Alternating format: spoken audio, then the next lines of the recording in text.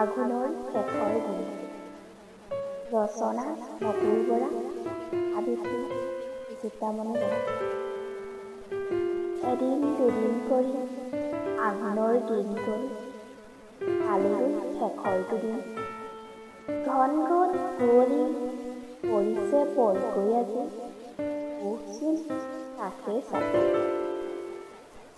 আঘোণৰ দিনবোৰ সোণালী ধাননিবোৰ শেষ হ'ল আজি সকলো।